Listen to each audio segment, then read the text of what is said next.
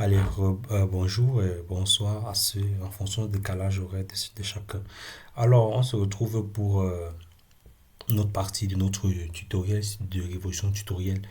Dans cette partie, nous allons setter l'environnement de travail. En fait, pas cet environnement de travail, mais en fait, nous allons lancer notre premier projet React, ok? Nous allons créer notre premier projet avec React. Alors, pour créer un projet avec React, disons qu'on a deux options. On a créé de React App et on a une autre option qui est Webpack. Alors, Webpack, si je viens ici, je tape Webpack. Excusez-moi, Webpack. Ok. Alors, Webpack, c'est tout simplement un module bundler. En fait, Webpack va nous permettre de pouvoir démarrer la configuration from scratch d'un projet. Ok. Or, l'inconvénient de démarrer un projet React avec Webpack, c'est il va falloir faire, comme on dit en anglais, a lot. Il va falloir faire beaucoup de configurations. C'est pour ça qu'un outil comme Create React App est là pour nous faciliter la tâche. Vraiment, disons que près de 90% des projets React que vous aurez à développer, voire même 95%, vous allez toujours passer par Create React App. OK? Et même les frameworks que vous allez utiliser qui sont basés sur React, pardon, les templates qui sont basés sur React, ce sont tous des templates qui sont passés par Create React App. Donc, Create React App offre vraiment. Create React App, c'est un outil, ok? C'est un outil en invite de commande qui permet de setter un projet React, de démarrer, de configurer, en tout cas qui se charge de la configuration automatique, l'organisation des fichiers et tout, qui permet de faire le start d'un projet React. Alors, si on part dans le Getting Started, vous pouvez browse, comme on dit en anglais, vous pouvez browse, défiler ici pour voir un peu ce qu'on dit. Bon, disons brièvement ce qu'on dit à propos de créer React App. Less to learn. You don't need to learn and configure many build tools. Okay? Instant reload help you focus on development. When it's time to deploy, you bundle and optimize automatically. Alors, ce que cette partie nous dit, c'est que on n'a pas besoin de beaucoup d'outils de configuration. Ok? Nous avons besoin d'un seul outil, créer React App. Il a ce qu'on appelle le refresh automatique. Vous savez bien en termes de développement web, ceux qui sont habitués, lorsque tu écris ton code et que tu fais CTRL S, tu vois le rendu directement sur l'interface dans le navigateur. Ok. Et ensuite, il dit, lorsque tu veux déployer ton application, il te bundle, c'est-à-dire il te construit, il te build ton application de façon optimisée. Ok. Il va faire même le Mimify. C'est parce que vous appelez le Mimify. Vous pouvez taper sur Google pour voir ce qu'on appelle le Mimify. Alors, only one dependency. You have only need a build dependency. We test create React app to make sure that all of these underlying pieces work together seamlessly. No complicated version mismatch. Tout ce que tu as besoin, c'est de créer React app. C'est tout. OK? Not lock-in. Under the hood, we use Webpack, Babel, ESLint, and other optimizing projects to power up your app. If you ever want advanced configuration, you can eject from Create React App and edit the config file directly. Alors, ce qu'il dit ici est très important. Il est en train de nous dire que, en background, under the hood, il utilise Webpack, Babel, ESLint et autres projets, ok, et autres librairies, si vous pouvez voir ça comme ça, et autres, disons, projets, pas librairies, par exemple, projets, pour pouvoir apporter de façon triviale de la puissance à votre application.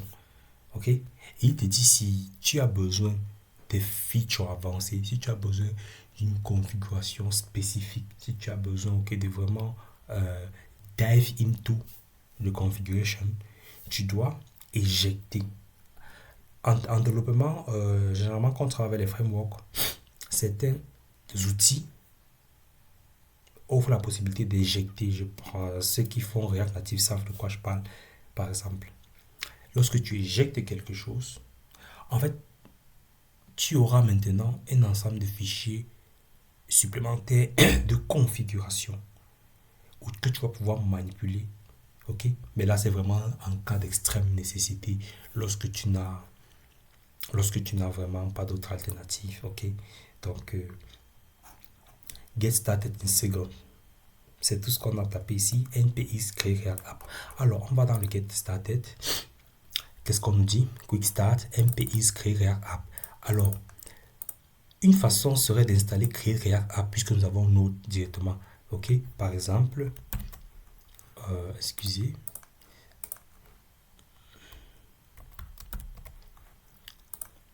Par exemple, on pourrait venir là et on dit npm install-g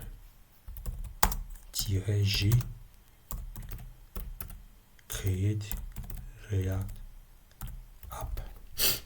Mais ce qui se passe, c'est que il nous déconseille de faire ça. Ok, c'est un peu déconseillé de faire ça parce que créer React App, on peut l'utiliser directement en invite de commande. On peut l'utiliser directement depuis le remote, autant pour moi.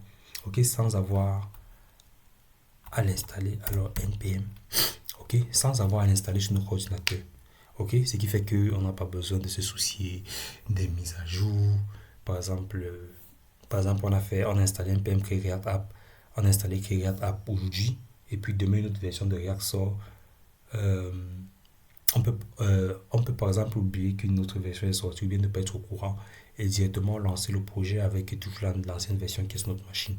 Or, avec npx, on a la possibilité d'utiliser un outil directement depuis l'internet, ok, sans avoir installé sur notre PC. Donc, je vais donc me positionner sur mon dossier ici où je vais héberger le projet. Et ensuite, je vais saisir la commande npx créer React App. J'ouvre dans le terminal et je paste. Alors, on appelle ça my test, my best learn. Un nom un peu bizarre, je sais. My best learn React. Ok. On valide.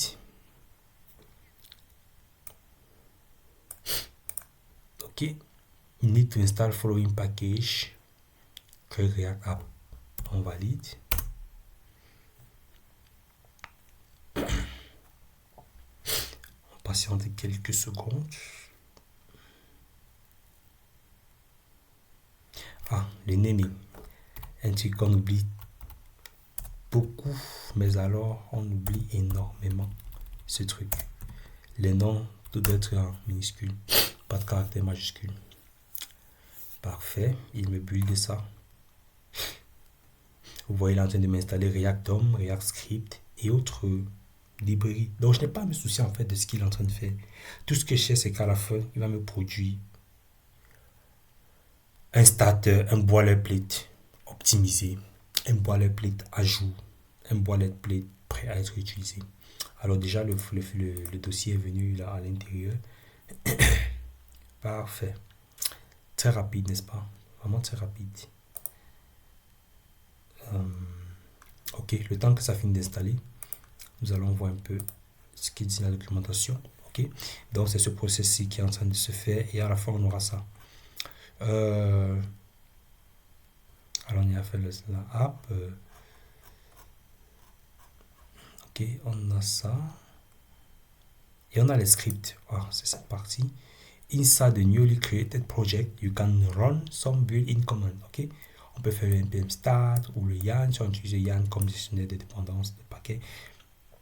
On a le npm test ou le yarn test, le npm build, le yarn build. Ok, donc ça sont les commandes vraiment par défaut qu'ils nous donnent. Donc c'est le npm start qui nous intéresse pour l'instant. Moi j'utilise le gestionnaire npm. Bon, pour ceux qui veulent savoir ce que yarn c'est aussi un autre gestionnaire de paquet, package manager. Ok, c'est aussi un package manager où on a énormément de plugins. Par exemple, je tape React Bootstrap. Ok, donc npm à React Bootstrap. Ok, voici par exemple la procédure d'installation. Je fais ça, je copie et j'installe. Ok, alors npm, lui par exemple, je viens sur lui parce que c'est parfois très bien de pouvoir tester des trucs comme ça, de pouvoir vraiment comprendre qui est quoi. Ok, si je tape React Bootstrap ici, Ok, qu'est-ce que j'ai ici? React Bootstrap. Et ici, j'ai React Bootstrap. Ils sont dans deux packages managers différents en fait. Donc si j'utilise Yann et que je fais npm Yann à React Bootstrap, ça va venir télécharger depuis Yann. Si je fais npm depuis yannpkj.com, si je fais npm install React Bootstrap, ça va venir télécharger depuis npmjs.com. Donc c'est parfois bien de pouvoir comprendre ce genre de choses pour être, comment on dit en anglais, pour être to feel confident. Ok. Ok, je pense qu'on a terminé avec notre installation. Parfait. On a nos scripts qu'on peut lancer. Bon, par défaut, il nous propose avec Yann, mais nous on a npm. Donc, on se positionne dans notre projet qui s'appelle My Best Learner React. Ou alors, on ouvre directement avec l'éditeur de code. On ouvre avec VS Code. Ok. Trust. La nouvelle extension de VS Code nous demande de faire confiance au dossier qu'on ouvre pour souci de sécurité. Un peu ça. Parfait.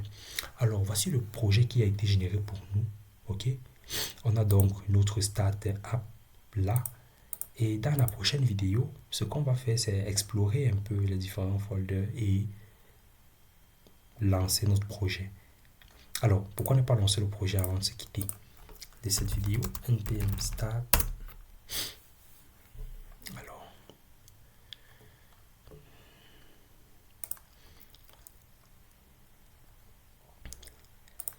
il est en train de démarrer le serveur de document. Et là, qu'est-ce qu'on a? Compile successfully. Parfait. Et bravo, vous venez de créer votre première application React. ça peut sembler un peu... vous vous dites, ma première application, c'est pas si nice que ça. Elle ne fait rien. Mais toute chose a un commencement, ok?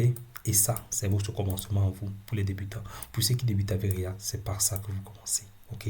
Vous commencez par faire un npm start sur un projet créé avec Create React App. On se dit à la prochaine vidéo où nous allons un peu explorer les folders, les dossiers et les fichiers qui ont été générés par nous. Alors, n'oubliez pas de vous abonner, de liker, de partager la vidéo. Allez, let's move on.